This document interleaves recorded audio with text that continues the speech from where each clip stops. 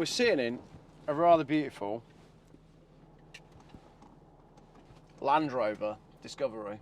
We'll be careful because online we're probably the two most dangerous people to the EV industry between the two of us. So, ladies and gentlemen, this is Barrie. Do you want to introduce yourself? Barrie Crampton, been in the motor trade for 50 years. I have nothing at all against EVs. I have to say that right from the start. Nothing at all. You drive an EV. I've seen your EV. Yeah, I drive. I've got two EVs. I've just sold my I-Pace, but I have a Citroen Ami, which I absolutely love. It's perfect for me, just going backwards and forwards to work. Absolutely perfect. The only thing that I don't like about EVs is the damage and the lies surrounding them. You see on the internet, and you see all the EV shills saying that misinformation, and they want to educate you, but most of the misinformation is coming from them, in my opinion. Yeah. So I guess I first discovered you via Twitter and your work that you've been doing to just highlight what's been going on with EVs in general. Yeah. Bits of stuff that's going on in AutoTrader, bits of stuff that's going on with depreciation, MOTs. You're like your very own EV mythbuster. That's basically what I'm trying to do. Difficult to know where to start with it, isn't it? Yes, it is. You have done a little bit of everything. Right. Somebody sent me, I was having a bit of a discussion with them. It was basically about brake discs and the longevity of them. Oh, because with the electric car, the brake discs last for 100,000 miles. That's it, except they don't. They last for 100,000 miles on a car that you're going to do 100,000 miles quickly, like up and down the motorway, and you do have to brake. Round town, you've got no chance. You've absolutely no chance. I've seen vehicles with 5, 6, 7,000 miles on with warnings, and I've also seen them rusty, corroded, grooved. You know, I mean, it's your brakes. Yeah. It's the one thing that you need to rely on, really. But this chap here, I genuinely think you need some help. Your whole attitude is odd. Remember, nobody came to you with these articles and tweets. You jumped on them. Why is that? Right. So this chap thinks I should mind my own business. Yeah. When I first started in the motor trade, I started cleaning cars. That was my job, and I used to do odd jobs in the garage. And there was a girl I quite fancied, and her friend had bought a car which had failed the MOT. So as a favour, she asked me if I'd do the work on it. We got it in the garage, it needed some welding. Got it up on the ramp, go to weld it, and the inner sills were made of tin foil and filler. Yeah. So you go to weld it, and of course and then we started pulling away, and the car was just rotten. Now, when she came, I rang her and said, look, you know, there's nothing we can do. Absolutely nothing. It costs a fortune. When she came to pick the car up, I told her, and she was absolutely hysterical. I've never ever seen anybody cry like that. Yeah. And the reason was, she worked in the bank during the day. She had a part-time job at night in a pub. She had to get a bus home, get changed, bus to work, so she bought a car. She borrowed the money from the bank. Her mother had cancer. Her mother was having cancer treatment, and basically she was keeping the house going with her two jobs. She'd now bought a car that she was having to make payments on, and it was no good. Yeah. And before that, I was going to be, you know, I was going to be a salesman. I was going to make a fortune. That was my whole goal. And from that moment, that's the moment that changed me. I thought, I will never ever do that. I don't think I have done since. I don't think I've, I don't think I've ripped anybody off. I've certainly tried not to. And the whole thing is, a deal's a mutually beneficial agreement between two parties. Yeah. And that's it. That's how I've tried to work my whole life. At the moment, people who are selling EVs and pushing them, it's not a mutually beneficial deal. They're benefiting from it. The customers, especially if you're private, no. It's going to collapse the motor trade, in my opinion. I did warn of this in... You were tweeting about this 2 years ago, saying there's going to be a crash in values. And it's now happening. Yeah. And if you see in the motor trade press, the experts warned of it, I think, about 2 months ago. Yeah. So let's just have a look at where we're at now then in terms of the EV market, right? So I've looked today, there's 20,000 EVs for sale right now on AutoTrader. The bulk of those EVs are going to be, because we know that businesses were incentivized to buy EVs. Absolutely. And we don't think that many private buyers are walking in and buying EVs. But Motability is pushing people towards EVs in a big way, and I think that is an accident waiting to happen as well. So the cars that we've got for sale right now on AutoTrader, we've already got 20,000 EVs. They're cars that are coming off fleet, and we're currently waiting for the current fleet of EVs to come off lease and go into the sales market. The buyers just aren't there. No. So what is going on? We've got 1-year-old EVs that are now appearing and are popping up for sale with 11 miles on the clock. Yeah. So where's the car been? It was registered this time last year. That's happening. We've got brand new stuff that is obviously being registered. Well, there's cars registered this morning and for sale this afternoon, 74 plates. So 74 plate car, just registered, brand new, but now it's registered as used and it's already on as a discount. Yeah. And let's be honest, there's no buyers for those cars. No. There's 22 plate VWs, 11 miles on. They're just appearing. Well, those are the ones that, I mean, and they're from December. Yeah. December 2022. Now that's when, if you remember, it all started, or most of the hype started. Just in December, the easiest month of the year to get a percentage increase. Yeah. Because nobody in their right mind would register a car in December. Yeah. You know, again, in the old days, that'd be £1,000 difference, and that's in the old days when cars would only be worth, you know, be 10 grand or something. Yeah. Not 40. So right now this morning we've got 73 reg VW ID4, 1, 2, 3 of them with the 52 kilowatt, and then we've got one with the 77 kilowatt. So these are all 73 reg. So they were registered a year ago, just popped up for sale. I think you found these yesterday. 18 miles, 22 miles, 31 miles, and 11 miles, and they're 25 grand for the 52 kilowatt, 29 grand for the 77 kilowatt. Again, where's the cars been? Right. And where's the buyers? If you look at the registration numbers, there are some of them, they turn up at all different garages, like the EQCs last year. Within days, they turned up all over the UK. There's cars in Scotland, cars in Ireland, and the UK, and all the registrations are consecutive. Yeah. So I'm assuming, and they're still coming out now. They are. September 2023 they were registered. Delivery mileage Mercedes EQC still becoming available to this day. Where have they been? They're all the same miles, so they've not been bought, they've not been driven up to the dealers in Scotland and sold. They're delivered on transporters. The only conclusion I can come to is that the manufacturers are doing it, the manufacturers are registering them en masse, and then hiding them. And I think they were doing this when there was supposed to be a shortage, because they thought they could reintroduce them. They thought they could create a fear of missing out and get, you know, Joe Private, if you don't get an EV, you're behind and you're uneducated, you're whatever. And I think that's how they planned on getting EVs introduced into the market. Instead of doing it properly, selling them on the features and benefits, instead of doing it that way, they tried to create this: if you don't have an EV, there's something wrong with you. Hold the stock back, create demand and drive prices. But what's happened is the opposite. Now we have a glut of supply and little to no demand in the private sector. You can basically buy a brand new 12-month-old car, a brand new 2-year-old car, and in some cases, brand new 3-year-old car with delivery miles. I mean, that's never happened. I've had several discussions with different people in the motor trade. Oh, we always pre-register in the motor trade. I know, I've been in it 50 years. I've pre-registered plenty myself, but not on this scale. I've never ever been able to ring the manufacturer up and say, I want to buy 20 used 12-month-old cars. It's just not. Never happened. And now you can.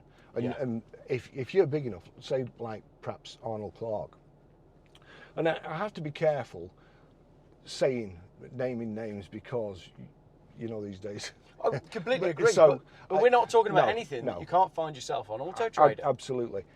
If somebody like Arnold Clark they can they can control values. Yes. If they buy them all and then put them up at a price, the first thing I'll do is, if I get the same car, the first thing I do is go on AutoTrader. How much can I sell it for? Or just explain that a sec then. Basically, AutoTrader, if you don't know, is the main car sales website in the UK.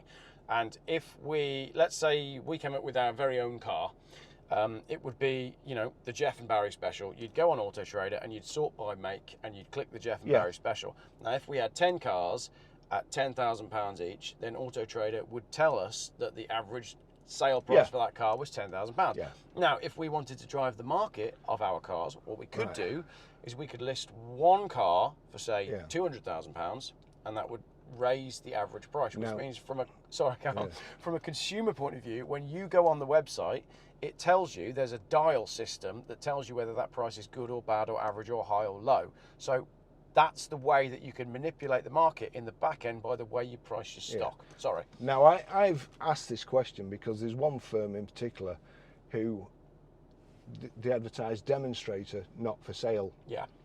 And they'll have some cars that are for sale, so they have 10 cars that are for sale, and then they'll put one at a stupid price.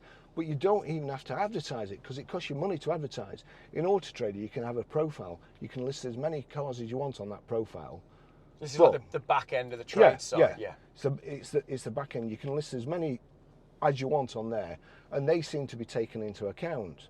So you go onto certain websites and they'll list 10 cars. There was Nissan Arias last year, and they were £20,000 over retail. Right.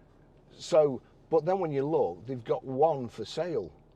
Now, as far as working the system, there was a couple of VWs, and I think one was at £77,000. And me and you have communicated for 12 months, haven't we? Yeah. Really. Yeah. Back and forth with these various things that are going on. And it just seemed to me like people are trying to manipulate price. There's one at the moment, they're advertising 8 MGs every single day and then knocking them off. They've done it every day for the last week. Not particularly high price, but they did have one that is actually for sale, but they've not knocked that on. Yeah. That's got pictures.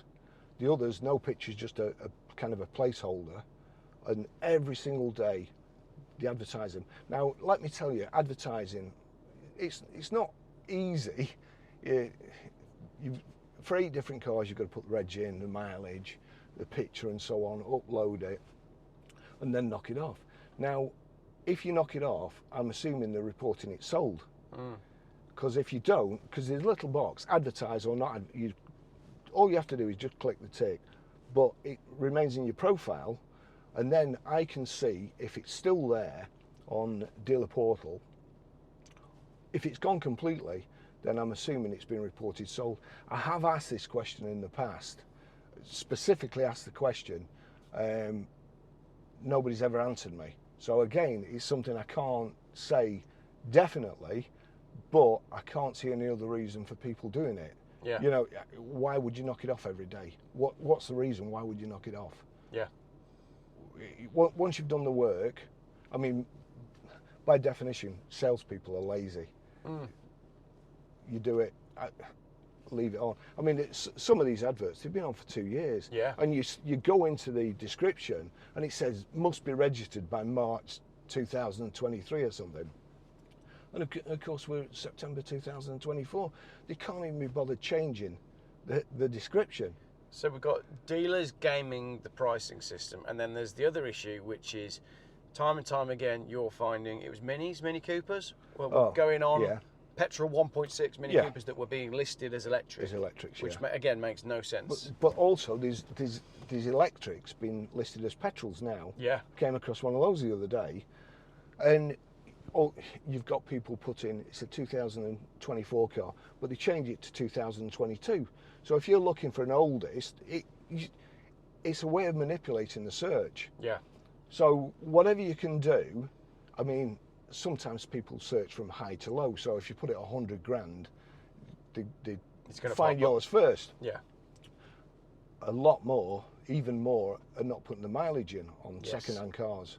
on second-hand EVs, and you look at it, sometimes you pull the MOT up and you'll see it's done 20,000 miles. You've not put the mileage in, but then they don't get a price banner, and it appears at the top of the search. There's all sorts of really, really dirty tricks, and I mean, honestly, through the years, I've worked with some great people, and I've worked with some people who take the easy way all the time.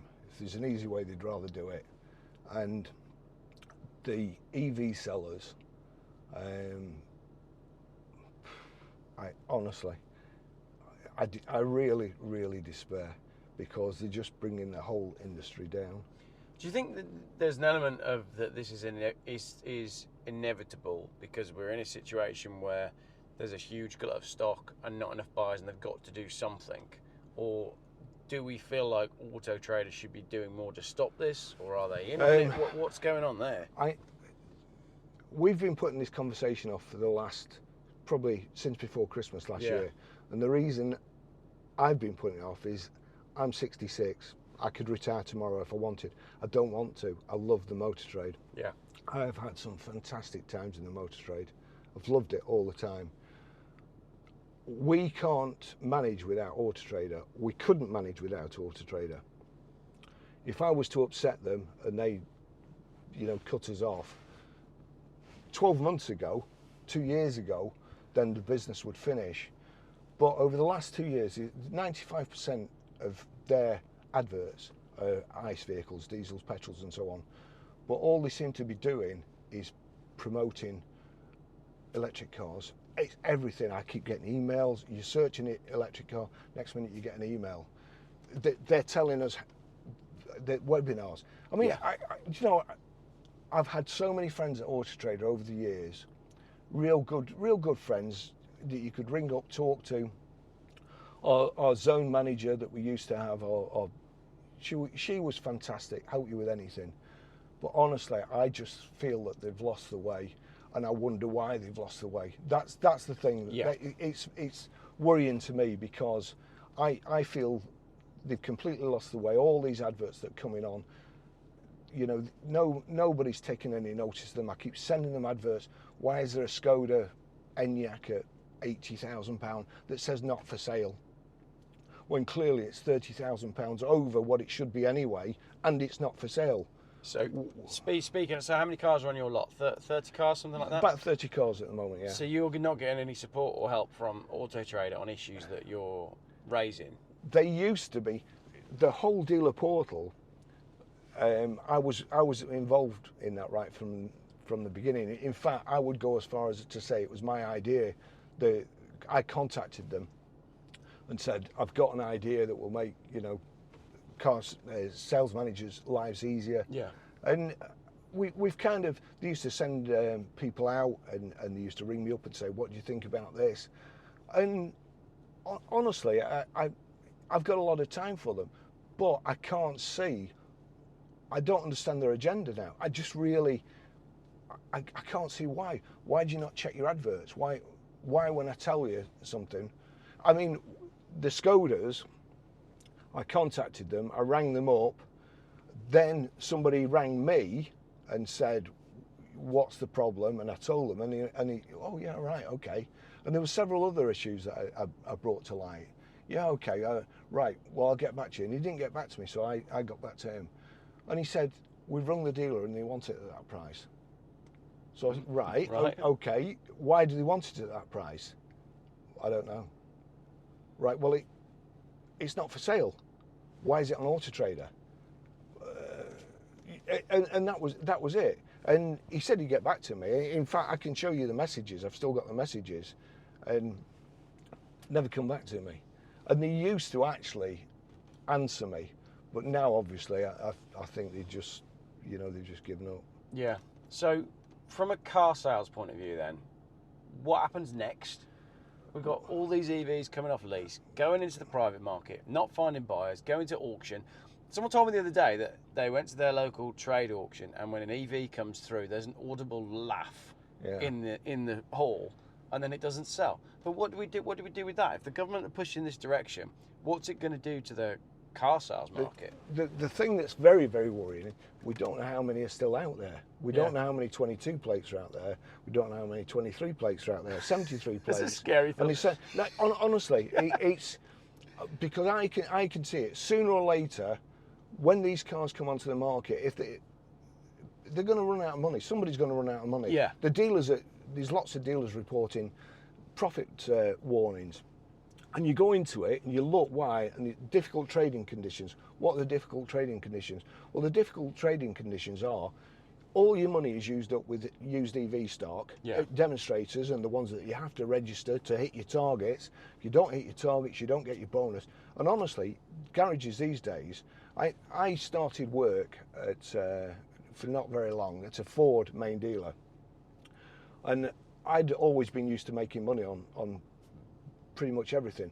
And I had to go to a sales manager's meeting, and they said, we're budgeting to lose £30 a car on Ford Fiestas. And because I was eager, and so lose £30?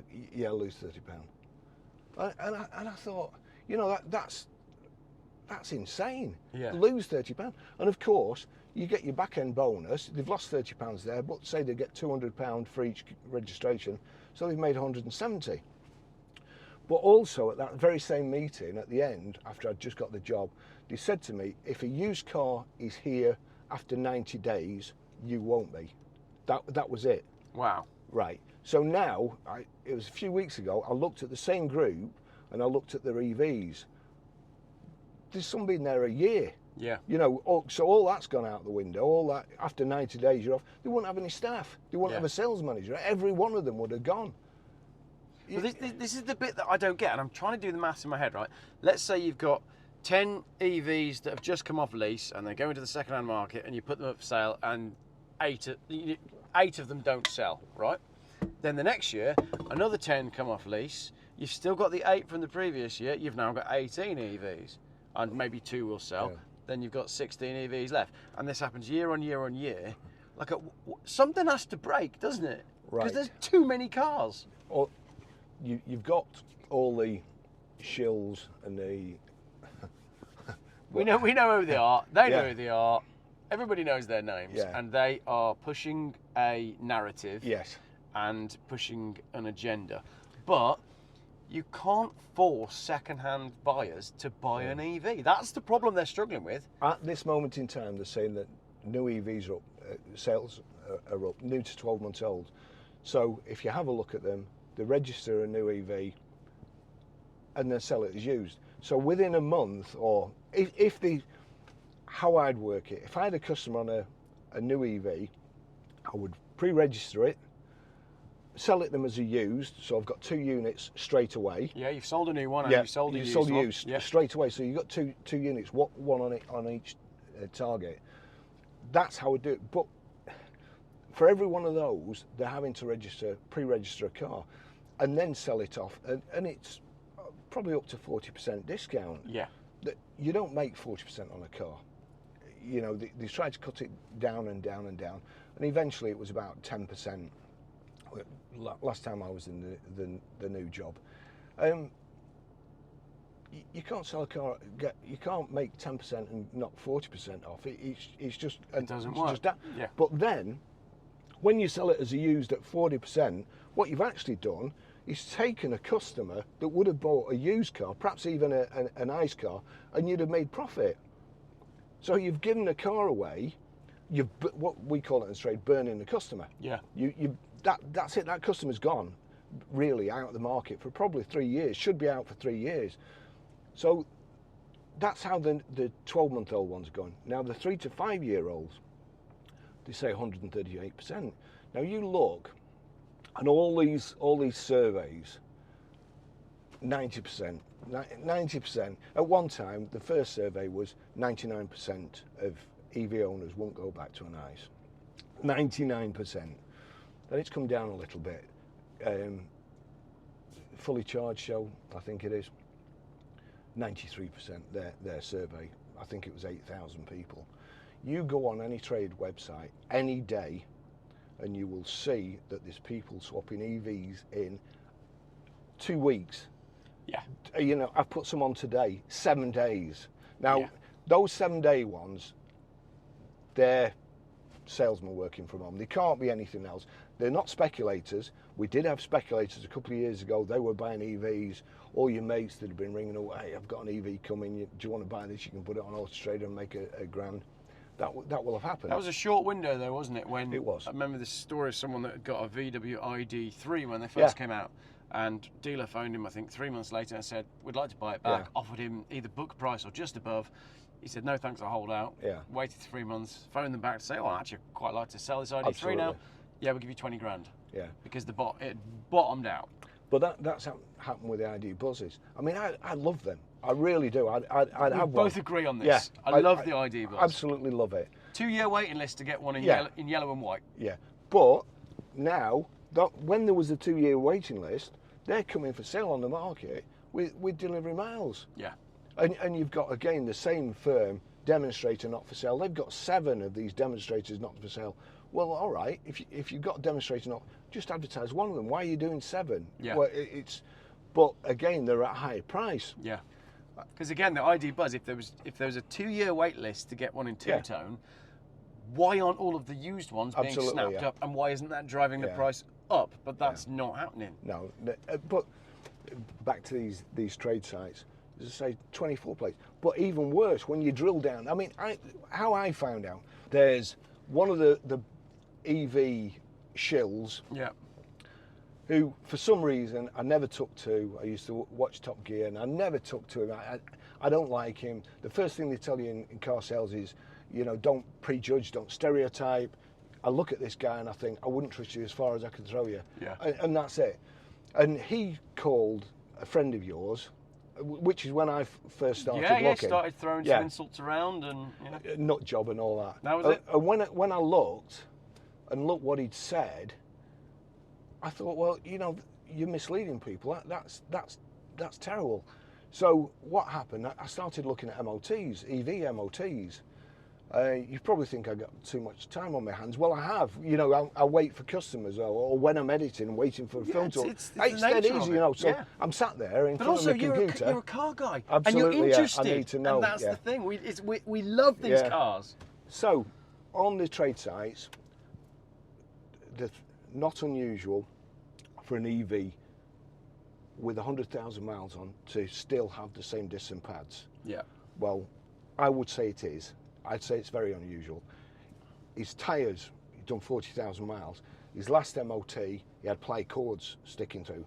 Now, is that somebody you want to be talking to a select committee, advising a select committee? Is that someone who drives around with bald tyres? just to clarify, you sent me that the other day, and I thought, no way. There's no way that this well-known motoring journalist car has gone for an MOT and it's failed because the ply cords are exposed on the tyres. Yeah. Sure enough, that's exactly what it was. But even then, you know, his other car has a warning or an advisory on brake discs. Brake discs, 100,000 miles, tyres do 40,000 miles. And then you've got somebody else commenting. That's the reason they've got, you know, EVs have low MU tyres. So then I start, on these trade websites, they do a close-up of the alloys. So I start looking at the alloys, you can see the brake discs. And the brake discs are horrendous. You know, I mean, it's just unsafe. And that's regen for you.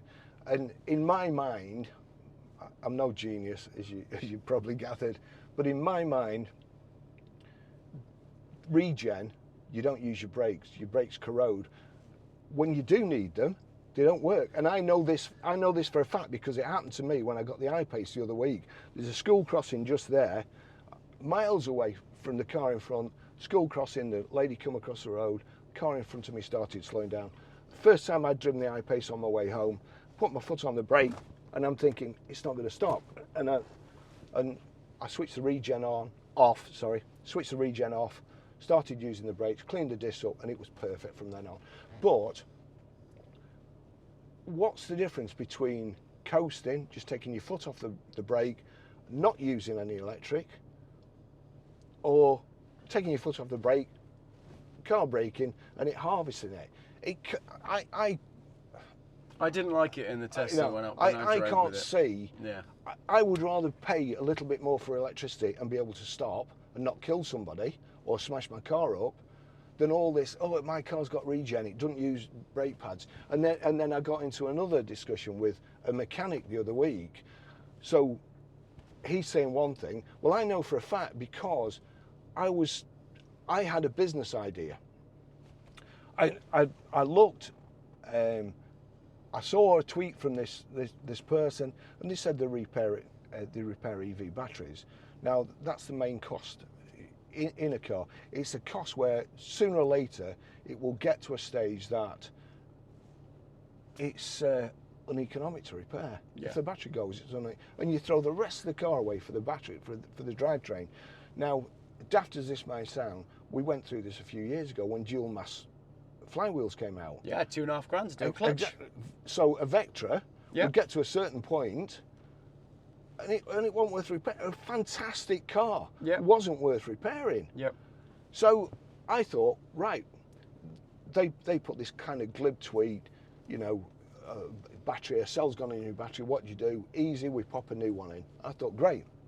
Then I thought to myself, well, if these EV batteries, if they mess about with them, if you get seawater in or anything like that, they go up, you know.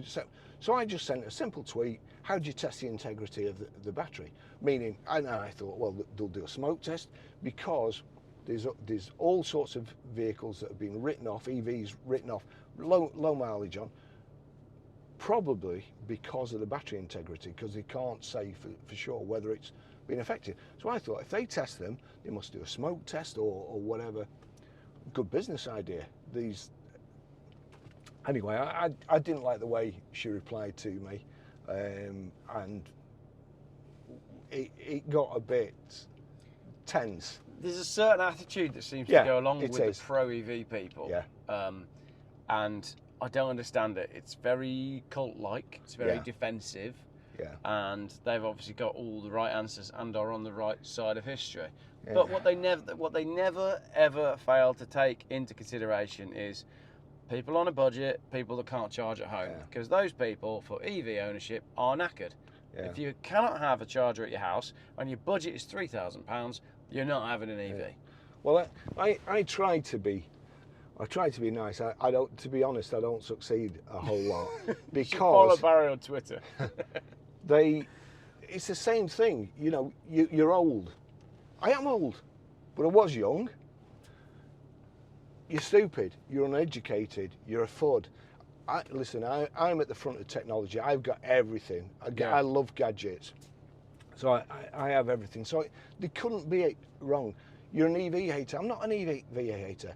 I sell cars. It don't matter. I sell diesels and petrols, and as we were discussing before, LPGs. I want to tell that story because you're a solution finder, aren't you? Basically, that's well.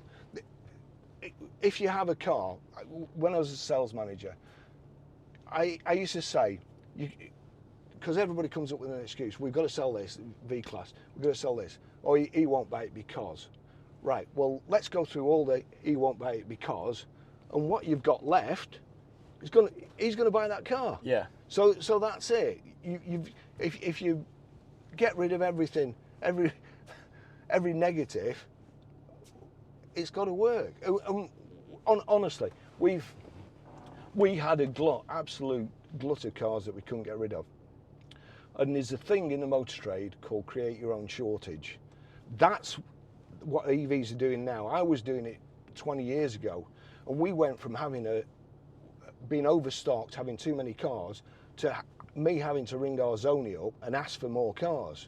And it was one letter, create your own shortage. Next year,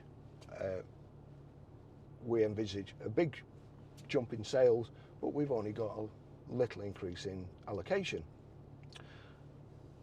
This weekend, come in, let's discuss. If you're looking for a new car next year, or you think you're looking for a new car, come in, have a word with us. And over the weekend, we went from having a compound full of cars to having sold them all, because again, it's the fear of missing out. Yeah. So I hold my hands up, and I always tell the story. Marty Pello. I mean, it's not a car story, but love is all round. was at the top of the charts for about 16 weeks, and they thought it was going to be. And Marty Pello come out and said, "Oh, I'm sick of it. I'm sick of hearing it on the radio, so I'm going to withdraw sales." And of course, creating the shortage, so everybody rushes out, buys the record because they think they're going to miss out. And I remember thinking to myself, you know, that's a pretty good technique. I can use that in cars. And it's just a personal letter. I had to learn how to word. I had to learn how to word, mail merge, and send customers. You wrote a letter to your customers. Yeah. In those days, that was like a big deal. Now you get an email from a dealer every 5 minutes, but back then it meant something. And tell me about what happened when you had too many Jeep Cherokees that you couldn't sell because of the fuel economy. Everybody wanted automatics, but the only. Why did everybody want automatic Cherokees? Because just so much better. Automatics just easier. Yeah. But you could only get diesels in the 2.5. What year are we talking? Like this was 1999. 99. And I'd only started there. I was offered 2 jobs on the same day, and I took this one first, and I actually loved it. And the people were nice. The people that owned it were nice. We'd got a problem. We'd got these Jeep Cherokee 4-litre automatics, which we couldn't sell. So I got there. There was few cars to sell except for these Cherokees. How can you sell them? People want automatics. They don't want to be paying petrol prices. Those automatic petrol Cherokees were notoriously thirsty. Oh, crikey, yeah. Because they're American cars. Yeah, they were horrendous. So I started researching LPGs, and I found I could get the LPG kit. It could be converted for 1,700 quid. So I persuaded. Well, it was quite funny actually, because I just went there. I had been sales manager. I'd had enough of everything. I just wanted to be able to go home at night and do what I wanted to do, rather than worry about everything and scheme and plan how we could sell our allocation. I just wanted to look after myself. So I took a step back, a step down, went as a salesman to this really good place. And I went to the sales manager with this idea, and of course he went to the big boss. It was his idea now. It was his idea. Yeah. So and then he came back to me and said, "Right, arrange it, get it done." So we got this done, and then we got about 8. So we got 1 done. Yeah. We put an advert in, LPG conversion and so on, and I think, crikey, I'm just trying to remember how much LPG was then. It was about 20p a litre. It was about 20p, yeah. Yeah, so it was really cheap, and you had 4-litre power. Again, there was problems with LPG. It would only go like 75% as far as a petrol would, so it didn't convert, entirely. But it was still a lot more significantly cheaper to run. Yeah. So we put 1 advert in, and then sold basically all of them, and then got them converted. And within a few weeks, the whole group, we were all doing it. That was it. And we went from having a glut of 4-litre Cherokees to ringing your customers up and saying, "Oh, do you fancy a new car? I'll give you good money for your 4-litre Cherokee." So by solving that problem on used, being stuck and constipated with flipping 4 litres, we then had an excuse to sell, because we could sell them a new car or give them more. Whereas before somebody come, you didn't want it. Yeah. So that's it. You've got to find a solution. Getting onto these boys. I really, really am not an EV hater. Yeah. It doesn't matter. We're struggling for the cars it's really hard at the moment trying to find good used stock. Yeah. There's any amount of EVs I can go and buy, any amount. Yeah. As many as I want. There's a lady, an EV expert, let's put it that way, saying they're giving overbook. Everything's going for overbook. Well, it's not. No. That's just not true. Which is where you have a feeling that the book value on these cars is being manipulated as well. Absolutely. Because people are basically saying that EVs are going for overbook. No, that's the right way around, isn't it? EVs are selling for over the book value, and petrol and diesel are selling for under the book value. What's happened now is EVs have come up a little bit. ICE cars have come down. ICE, we're paying $2,000 over for Range Rovers at the moment. It's not just us. Yeah. We're missing out on them, But yesterday, for instance, we bid on an I-Pace. it was 1,400 quid behind, but did needed tyres and discs, of course. Yeah. So we'd allowed for that. But they're not going for over cap. It's just not true. I can show you when we get back. I can show you BCA. Buy it now. Now these are all traders and British car auctions. Buy it now is not going to be behind cap if they're going for over cap, are they? No. BCA aren't stupid, no. And the dealer's not stupid. So, but that's what's happening. There's loads behind. You go on CarWow and what people are asking, and these are going to the trade. EVs going to the trade. What people are asking and what dealers are bidding, and then they put the cap price. Now, usually the private's asking more. Then you've got cap price. Then you've got what the deal, and it just bears no significance to cap, and all these shills again. I don't know what to call them really. I don't know what a good word for them is, because we need a better word for them, because it's not shills, because not all of them are paid. Do you know what I mean? Yeah, Some people are just absolutely. Yes.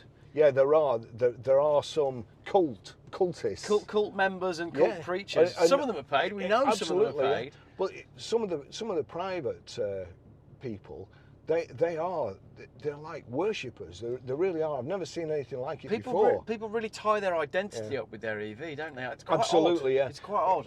And I wouldn't mind. We've probably only scratched the surface. Really. I know this is the thing. I'm finding it hard to get everything across that we want to get across, because it's a long conversation. Yeah, it is. The other thing on my notes is, after we've done LPG converted Jeeps, is why isn't the industry standing up for itself? Because where I think I get to with it is, if we've got all these EVs coming into the market, new ones every year that are not selling, right? What will happen is dealers will go bust because they've got stock sitting around that isn't selling. Yeah, I don't know. I know a couple of garages are finding it hard, but what I've heard recently is you can buy used pre-registered EVs off the manufacturers at knockdown prices, and they are making money on that. We've had 2 I-Paces in the last few weeks, and they've flown out. But they're so cheap, they're a no-brainer. Yeah, they're absolutely. You know, if it suits your needs, it's a no-brainer. It's fantastic. If you can charge from home, it's a no-brainer. It's like 200 miles to the gallon or equivalent. And this comes on to my next question, which is, are there any EVs that are a good buy? And for some people, there will be, because they're that cheap. Honestly, there's loads that are, if it suits your needs, if you can charge from home, it's fantastic. But now, because they are a no-brainer, I mean, you're not going to get it all your own way. Don't forget, there's 5% EVs, if that, on AutoTrader. 95% of the others are ICE vehicles. If you think that the people who are selling ICE vehicles are just going to sit back and go, oh, well, EVs are a no-brainer, and this happened at the end of last year, as we were talking about before, there was a realignment then. EVs had dropped so much.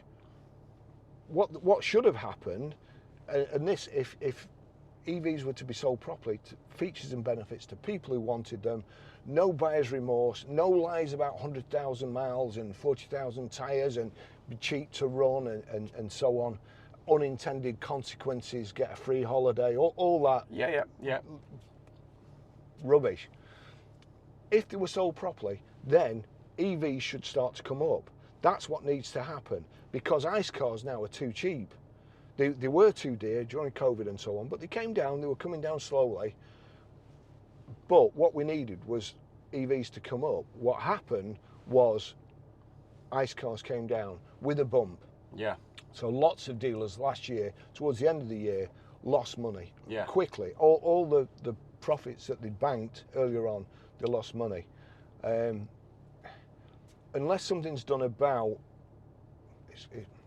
the difficulty is, what we want to happen is let the market sort itself out, in which case EVs will bottom out, and then, as we said, people will realise they're good buys, and they'll come back up again. But the reason that can't happen is because they've got cars from 2022 sat on an airfield somewhere. But again, if they hadn't tried all these fibs to get people, this wouldn't have happened. As we were talking about before, There was no, when I first started in the industry, there was no diesels. There was a diesel lorry. You could Yeah. get a lorry. No diesel cars. And then these diesel cars and they were awful. Honestly, they were awful but economical. They were noisy. The first Cavalier, I got a Cavalier diesel demonstrator. Is that the 1.7? 1.6 it was. 1.6, yeah. 1.7 was 1.6. Really agricultural. Non-turbo. Yeah. And honestly, you set off, and you thought it wasn't going to, and you got a rev to like 4,000 revs or something to change into second then, because the revs died off so quickly. Yeah. They were awful. You go to fill it up, you'd be covered in diesel, because a lorry driver, there was one pump at the end, Yeah. and you'd be covered. Your shoes would stink, your hands would stink. It was awful. People forget this. Yeah, we sold them, and the reason we sold them was on economy, which they're selling EVs on. But EVs, diesels were inferior and harder to sell, and they became more popular than. But EVs are superior technology.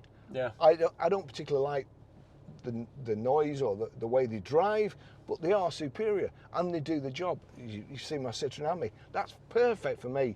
So anything's perfect for me. I don't need anything. I don't need any gadgets. So that's perfect. If they can't sell EVs that are superior, then there's something wrong. We sold diesels that weren't, and they became, but we weren't targeted. They didn't tell us that at the end of the year, if you haven't sold all these, we're going to fine you €15,000 per vehicle. Well, these fines are we've got 3 months left. How many vehicles are they going to have to register before the end of this year? This is when the trouble. We're going to run out of airfields. Honestly, I'm scared to death. I really am scared to death, because last year we had brand new Porsche Taycans in auctions. You'd lose your agency if you did that with a Porsche a few years ago. You'd lose the agency. Yeah, you would. If you did with Vauxhalls. If you Mercedes-Benz, we used to have to drive past the customer's house to make sure they weren't an exporter, that they were who they said they were. So the Mercedes weren't. Now they'll sell it to anybody. Anybody who walks in with any money, that car's going with you. That's how. I think they prefer the people that walk in without any money. Oh well, yeah, true, yeah. There's another conversation, but we won't do that today. Yeah, but one thing I would like to say is, I think, or try to get back to, 3 to 5 year old EVs are up 138% sales according to the shills, the Parrot sites and so on. But when you actually look, and that's what I was trying to get onto before. I started looking at discs and tyres. Our friend with his 40,000 mile tyres, there was a car for sale. I think it'd done about 20,000 miles, and there was ply cords on the inside, and the owner had taken a photograph of this. So I mean, what's going through his head? Does he not think, oh crikey, me, need to replace my tyres? Ply cords. Yeah. I need to. No, he takes a photograph of it and advertises it for sale. But then I noticed a pattern with registrations and ownership. 3 to 5 year old cars are selling, changing hands very, very quickly. Some in months, and they're changing hands. It gets to 3 years old and somebody buys it. 2 months later, they're selling it again. Now, all this has happened this year since January. If you look at the ownership changes on EVs, I have never ever seen anything like it. Now, again, I'm not a conspiracy theorist, but I thought of this idea a while ago, and jokingly I put, if you want to give me like 20 million, I'll sort your EV problem out. And that was supporting used vehicles. Not if you're going to get, you've got to sell the new one. How do you sell the new one? You've got to get rid of the used one. You've got to make it attractive enough for somebody to get rid of his used one, so he's going to buy a new one. So instead of the €15,000 up front, they'd have been better off supporting used vehicles and making it and doing it that way. And as it goes down the line, as it trickles down the line, need less and less support. But it won't come to €15,000, and you're moving them. The new cars are selling, the used cars are selling, but these 3 to 5 years old, some of them have changed hands 3 times in 6 months. That's not right. It's either problem car yeah. or problem owner, isn't it? But the other thing is, it's privates advertising the cars go to the trade. So these privates are selling it on. Why don't they sell it on AutoTrader? AutoTrader love EVs. They love people. You know, they want to sell EVs. Why aren't they selling it on AutoTrader? Because they'd make more money. Because they only get trade or less than trade on the trade sites. So why are all these privates that have only had the cars a few months, who are going to lose money, why are they selling them on the trade sites? It don't make sense to me. Yeah. I mean, perhaps somebody can tell me. And the hate that talking about EVs generates, somebody will tell, and probably nastily. Yeah. But yeah. you know, I'm just asking the question, which is what I try to do. Instead of stating the obvious, I try to make people use their own brain and, you know, do me pop quizzes of why do you think this? What's the answer to that? So they use their own brain, and I'm not telling them, so that, you know, the penny drops hopefully. And that guy I was talking to the other day, we educate them. You know, I honestly, nothing winds me up more than, because I know all about it. I'm an expert. I'm going to educate you. Yeah. So that winds me up. I mean, honestly, I really hope I don't come across as I don't know. A bitter, angry old man. Well, yeah. Do you know what? I think, like, I'm not. We come at it from the same position, and it's because we love this industry, we love our cars, we love what we do, and we can see that this EV thing it puts our hobby, passion, life, employment, everything, it puts that at risk by the very nature of what they're trying to do with it. And that's where I come out with it. I don't hate EVs. If you want to have an EV, if they work for you, absolutely fine. But they've got to stop pushing them on everyone as a one-size-fits-all. They've got to stop misleading people. Yeah. I think we're going to start seeing some, were you misled on your Motability agreement? That's coming. Definitely, yeah. Because there's definitely people being forced into Mis-sold. EV on Motability. And as we get towards, you know, these deadlines, what's going to happen in dealerships? You're going to walk in and go, I'm here for a petrol car. Oh no, we're not selling them this month. You've missed that. Be like getting a GP appointment. Yeah. You know, if you need a GP appointment, you phone up, right? And if you're not there at 8 o'clock in the morning, you don't get one. That's what selling petrol and diesels will be like on the first day of the month. What I forgot about is when all these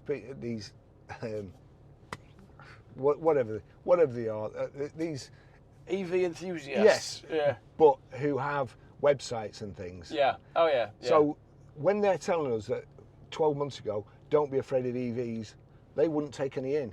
Yeah. You know, they would buy your car. No, they wouldn't buy an EV. Yeah. But don't you be afraid with your money. Yeah. You put your money in. You go buy you'll one. Be fine. Yeah. But we're not. Yeah. But we're not going to do it. Why are you the only car dealer that seems to talk about this? The trouble is, Geoff, honestly, these days people are frightened. I work for a dealership, and the guy who owned it was horrible.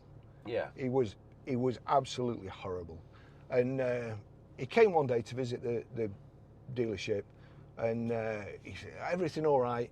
He didn't want an answer.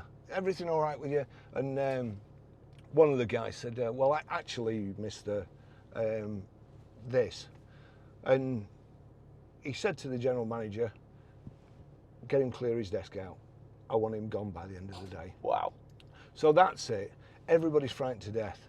In the motor trade, if you go in the motor trade and you see somebody, usually they're frightened of the people underneath, honestly. Yeah. They're absolutely petrified that the person underneath is going to take your job. So the general manager, dealerships are run by basically accountants now.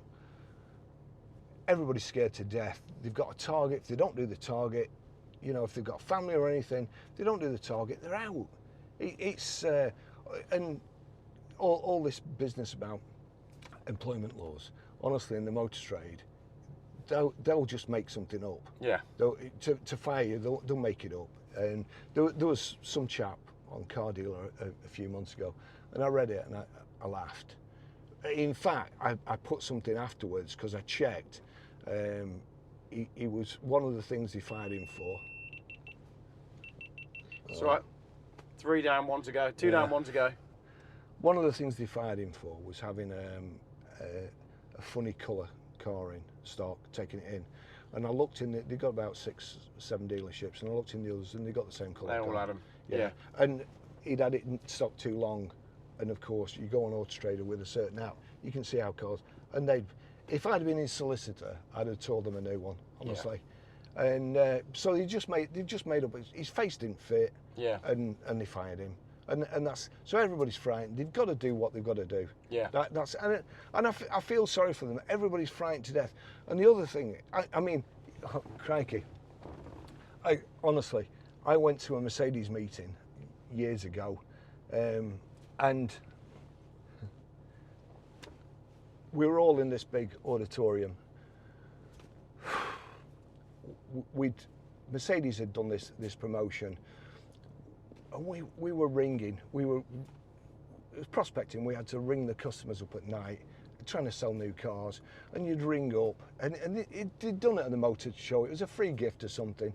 They'd done it at the motor show, and you'd ring up, and could I speak to Geoffrey, please? Who is it? It's Barrie at the Mercedes dealer. What do you want him for? Well, he's filled in an application about a new Mercedes. Well, he's upstairs doing his homework. You know, that would have been me at the motor show. So, honestly, but that was it. He's upstairs doing his homework, and I was sales manager then. So the lad came to me. You know, these leads are useless. You're just wasting our time.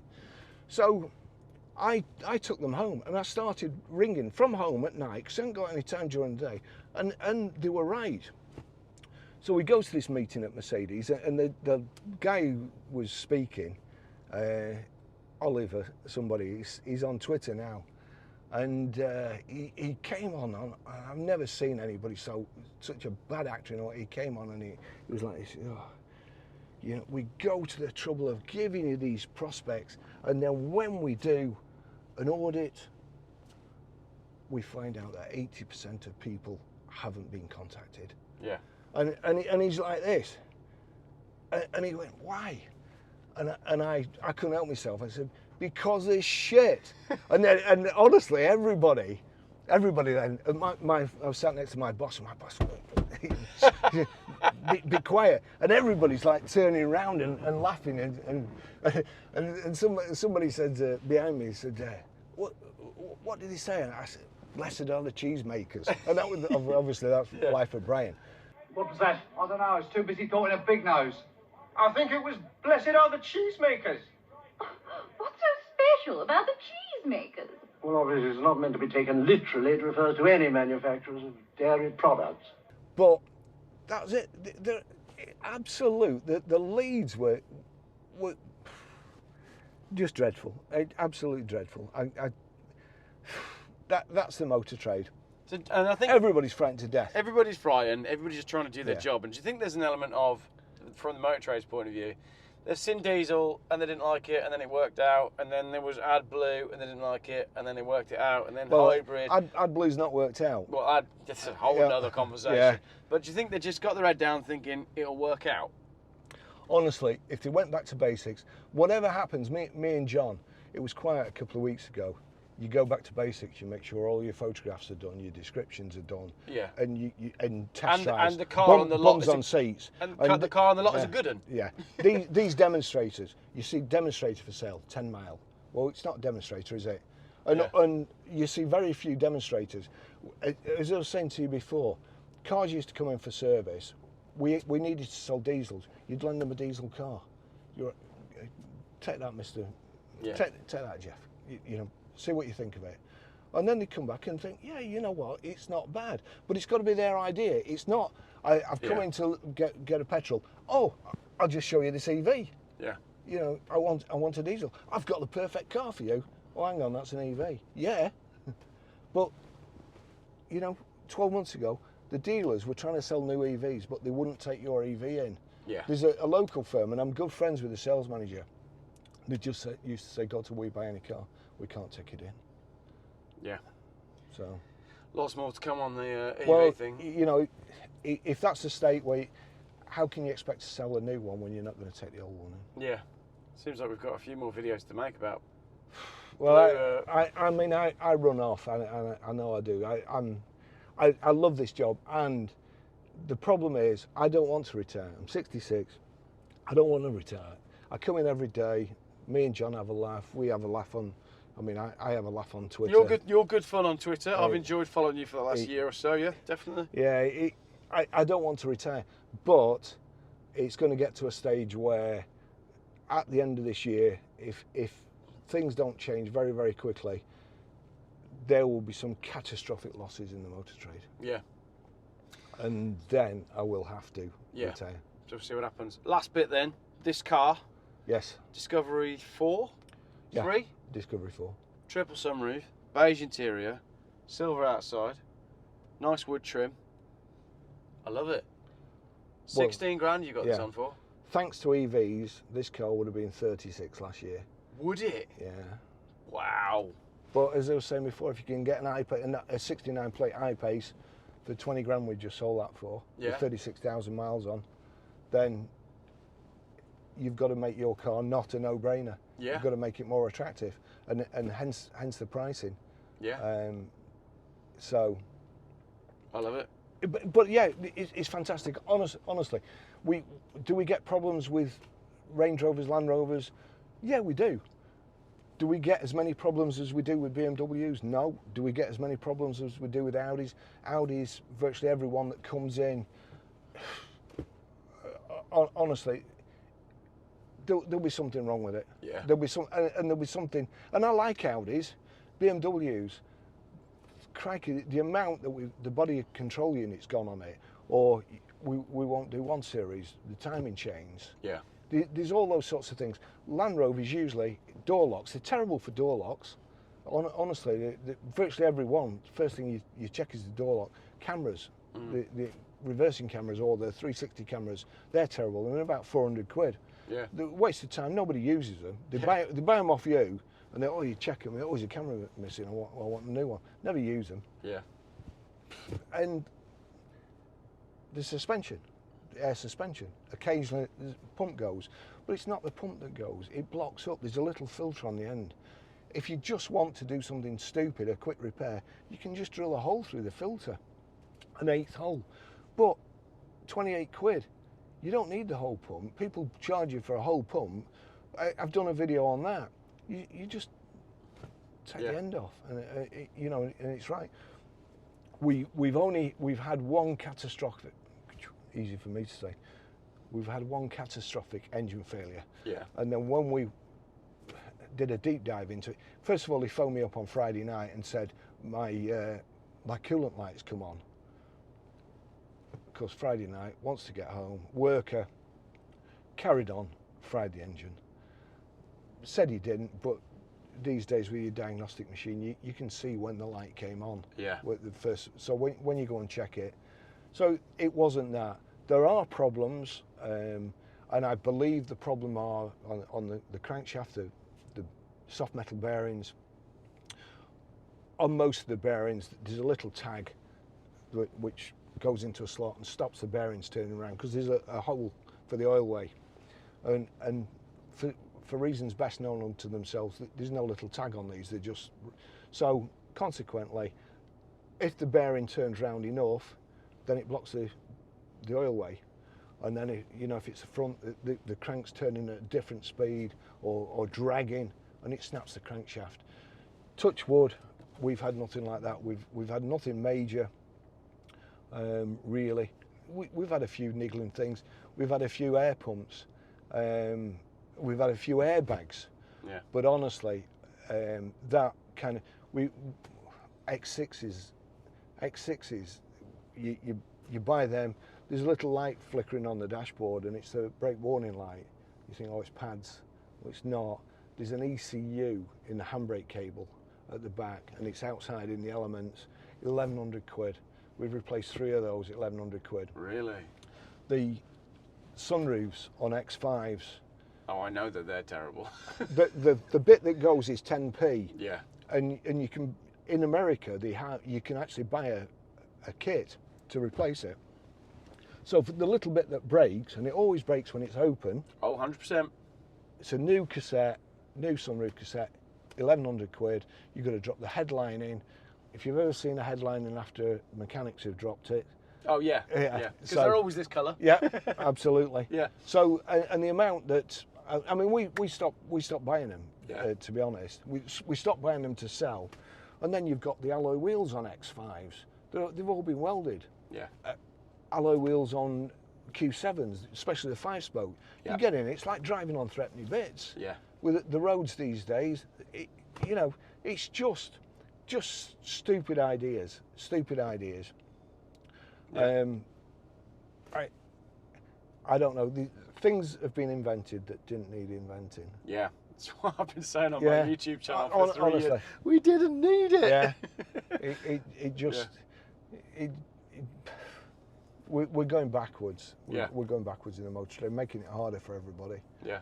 So have you got any classic cars put away? Is there anything you've bought in your years in the motor trade? Do you know what? No. When I started in the motor trade, everybody told me I'd be dead by the time I was 30. Right. So I've never done anything like that. I've done it, owned it, and then as soon as I've got it out of my system, then away. I think the problem is though, like once you've traded cars, you'll always trade cars. Yeah. Everything's always for sale. Well, that's the trouble. And when you've been a car salesman, it's not just your cars that's for sale. It's watches. Yeah, the lot. It's anything. Yeah. You know, I mean, I used to be like an amateur watch salesman. You'd buy a watch and somebody would come in and say, "Oh, that's a nice watch. Do you want to buy?" That's the way it was. The thrill of the sell, isn't but it? Yeah. In the old days, it was fantastic. We used to take speedboats in. I mean, we were paid for a guy who owned a laundrette. We were paid for a 2.5 grand Ford Granada in 10p's. Yeah, brilliant. Motorhomes, Krugerrands, you know, just anything. Because in those days, you'd have a deal. You'd have a word with the manager and you'd work out the numbers and you'd go, yeah, that can work. Yeah. But today, none of that happens. No, it's just money. boring. It's just money, isn't it? Yeah. It's just money. I thought he was going to say just mundane. Well, it is. No, but not, at least on your side, you're still selling the older stuff that's still interesting.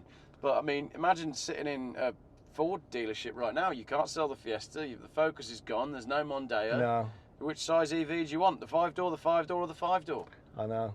Shocking, isn't it? Yeah, it is. Best-selling car in Europe right now is the Dacia Duster, and Ford have axed the Fiesta. Yeah. What are they doing? Nuts. Well, conversation for another day, right? That's the other thing. EVs, they're going on about EV sales going up 18%, and just the Ford Fiesta has outsold EVs. Yeah. You know, that's it.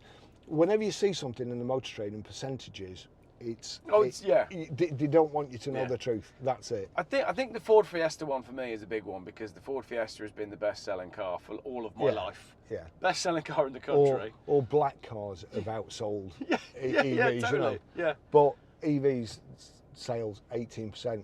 Well, no, they're not. Oh, crikey! Last month, August, EV sales 18%.